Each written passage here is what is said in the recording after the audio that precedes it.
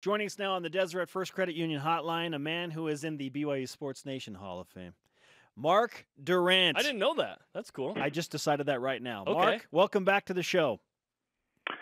Well, thank you. What an honor. I don't know who else would be in that, but it's an elite group, I'm sure. Mitch Matthews is in there. Well played. Well played, and Mitch is not in there. Come on.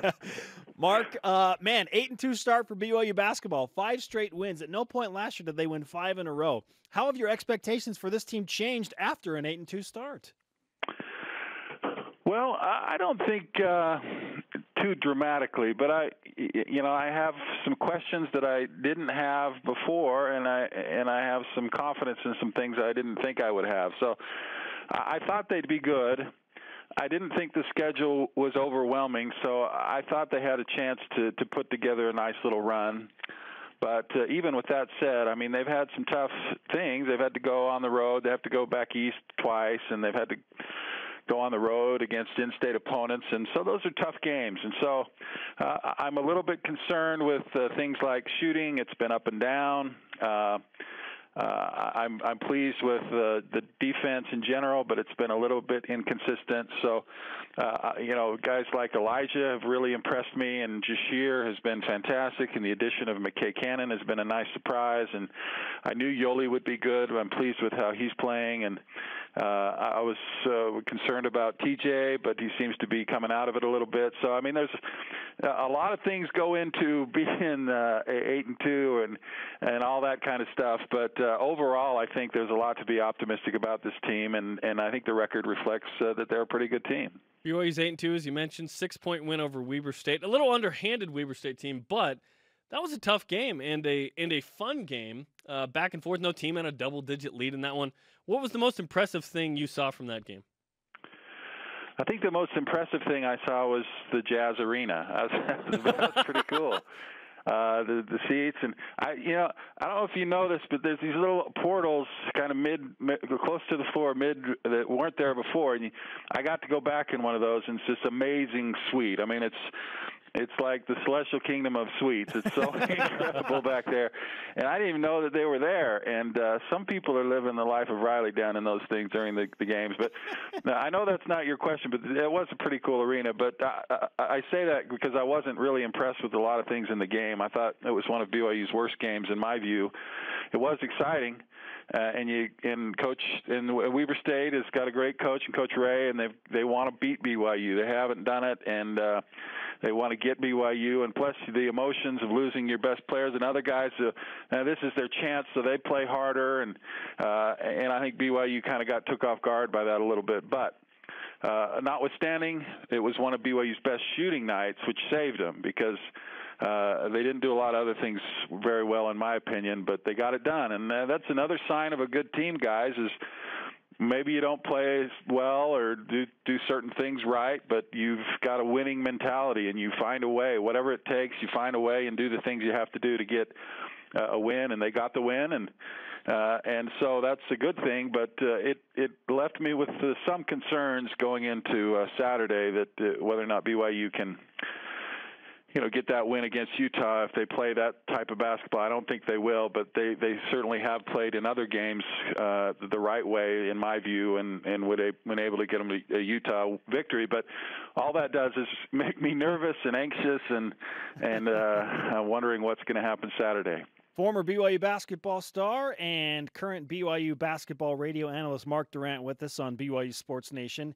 When you take a step back and look at all 10 games, is BYU better defensively, or is it fewer possessions and more efficiency on offense that is helping those defensive numbers? Well, that's pretty keen insight from someone that played junior high ball and never got any further. Hey, I resent that. I was a starter at Northridge High School, okay, Mark? Academic All-State. I retract my previous statement. I had no idea that you'd reach such lofty heights. But listen, they're better at defense. That's in my view, is an accurate statement. Fundamentally, they're better. You don't see them running and chasing after threes and jumping at threes. I mean, they would do that almost every possession last year. And when you do that, it just shows that you're out of position, you're behind, and you're trying to recover and defend a shot. So part of that is you got better on-ball defenders in Jashir. He's a good defender, and McKay, and I think Elijah's better. TJ's a decent defender, so you're able to guard on-ball a little bit better. So part of the problem last year is BYU would get beat, you'd have to help, they'd kick it to a shooter, then you're running at the shooter. And they're not having to help as much, and that's a principle, too, that they're making a conscious choice not to help as much and trying to force people into shooting difficult two-point shots rather than three-point shots. So it's a change of philosophy. I think they're better defenders on the perimeter. You've got a shot blocker back in the paint with Yoli, and they're taking away three-pointers. The teams aren't shooting as many, and the percentages are lower. But with that said, I think there's certainly validity to what you've said in that part of the problem that makes it hard to play defense is if you're a team that's playing fast and you're throwing up shots immediately and you've got long rebounds or you're not taking care of the basketball and you're turning it over,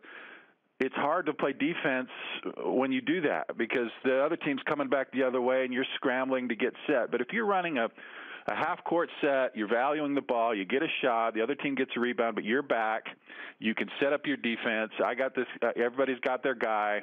It makes it easier to play defense, and so it looks like you're playing better defense than you would in a crazy, frenetic type of basketball game. It makes it difficult to play defense. So I think the way that they're playing offense certainly helps them in playing defense, but in my view, they're definitely playing a much better principled, sound, and they're playing harder on defense on the defensive end, and I think it's paid off for them this year. The Beehive Classic is awesome. However, one thing that it will take away is a home game for BYU against Utah every other year. It'll be every third year. BYU and Utah play next year in Salt Lake. But let's look ahead to this Saturday. When I say BYU is playing Utah in Provo, emotionally, what are you feeling? I'm feeling very anxious, Jerem. It just makes me nervous. It makes me feel like I did when I was a player. I really looked forward to it, but I have a long history with this rivalry, and it would make me – I couldn't sleep. It's hard to eat. And I kind of get those same kind of feelings because – and you add to the fact that the last few years certainly has not been kind to BYU in this rivalry, whether it's football or basketball. And so – that adds a level of anxiety to my approach to the game that I feel like, man, you've got a team in Utah which is not their best team, a very good team, but is a beatable team. You've got them on your home floor. It's been quite a drought. It just feels like there's an urgency to get it done for the sake and the sanity of all BYU fans at this point. And so, I mean, it gives me all those old feelings as a player. But with that said, I just love it. I mean, I love it. And I think given the history, and I think it was a profound mistake, that's my view, for Utah to kind of do away with the game to begin with. And I credit them for recognizing that mistake and rescheduling the game because it's the greatest thing. I mean, you're going to have 20,000 people screaming and yelling, and it's going to be so intense, and the coaches going back and forth, and the players giving everything they have. And I mean, that's great college basketball. Why would you not want that? And I know some people get carried away with everything, and it gets out of hand at times, but it's so fun and so exciting. And regardless of what happens, it's going to be a great night for college basketball in the state. And so I really look forward to it. If you had to pick one storyline, Mark, going into the BYU-Utah game as the top storyline, and there are several, Larry Kraskowiak's $80,000 buyout, safety first, it's the rivalry period. BYU hasn't beaten Utah in football or basketball since December of 2012. I mean, what's the number one storyline? Well, with Nick not playing, I think that takes a big storyline out of it with what happened last time and all the safety first and all that. I mean, that was tough at the time, but it's almost a joke to me now. And the $80K and the safety.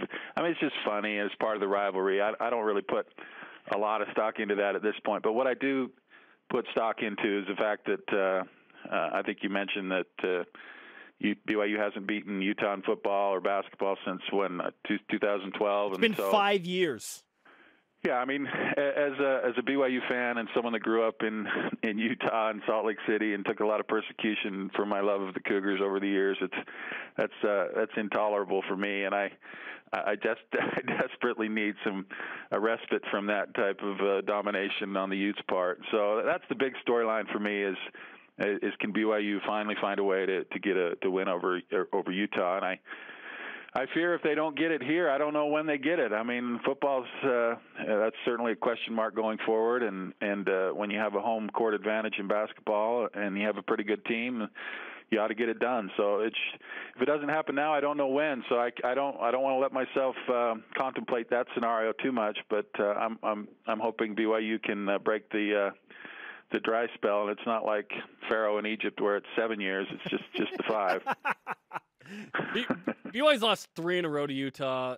It was 7 in a row for BYU before that.